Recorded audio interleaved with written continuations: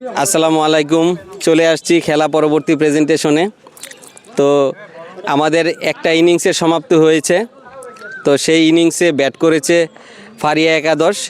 সেখানে আমাদের সংগ্রহ মোট রান 9 উইকেটের বিনিময়ে 176 রান। সেখানে 177 রানের লক্ষ্য নিয়ে ব্যাট করবে কেমিস্ট একাদশ।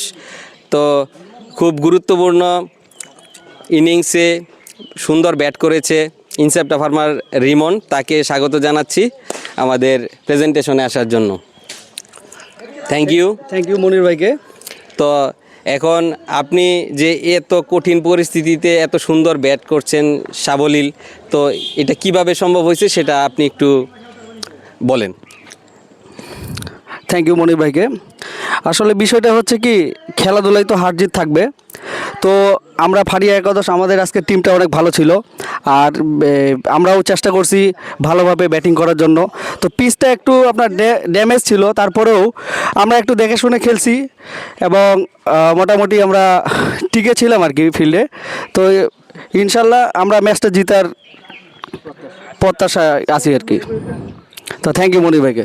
ধন্যবাদ রিমনকে। তো এই পর্যায়ে আমাদের আরেকজন hard hitter allrounder Sohel Tanvir ওরফে নাজমুল হককে আমরা আমাদের মাইকে ডাকছি।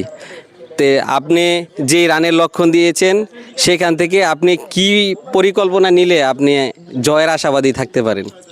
থ্যাংক ইউ মনির ভাই, আপনাকে অশেষ ধন্যবাদ। আপনার মাধ্যমে সবার মাঝে আমাদের এই ভিডিওটা চলে যাচ্ছে।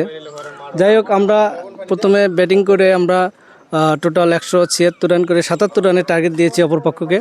তো আমাদের টিমমেটে আমাদের একটাই ফোকাস থাকবে যে আমরা সবাই যেন ভালোভাবে বলটা এক্সিকিউট করে ভালো বল করে ব্যাটসম্যানকে যেন এর মধ্যেই বেঁধে রাখতে পারি, যেন কোনো ক্রমে আমরা ম্যাচটা হাতছাড়া না হয়, সেদিকে সবারই সচেষ্ট থাকতে হবে। থ্যাংক ইউ মনির ভাই। ধন্যবাদ নাজমুলকে। তো এই পর্যায়ে আমি অনুরোধ করব অ্যারিস্টো ফার্মার আরিফ ভাইকে কিছু বলার জন্য। যে আরিফ ভাই চলে আসেন, প্লিজ কাম ফর প্রেজেন্টেশন। তো আপনি এত সুন্দর ব্যাট করলেন এত একটা খারাপ একটা সিচুয়েশনে, তো সেটা কিভাবে করলেন? আর সেটা আপনি সব সময় দেখছি যে আপনি খুব ভালো স্কোর দিচ্ছেন আমাদেরকে। তো এটার একটা রহস্য আছে অবশ্যই, সেটা আপনি আমাদের। থ্যাংক ইউ সো মাচ মনির ভাই, আপনি আমাকে সুন্দরভাবে কথা বলার জন্য। আসলে ফারিয়ার খেলা মানে অনেক প্রতিযোগিতামূলক একটা খেলা, আর ফারিয়ার খেলার কথা শুনলে মনের ভিতরে যেন এমন স্পৃহা জাগে, আসলে সব খারাপগুলোকে মনে যেন ভালো করে ফেলি।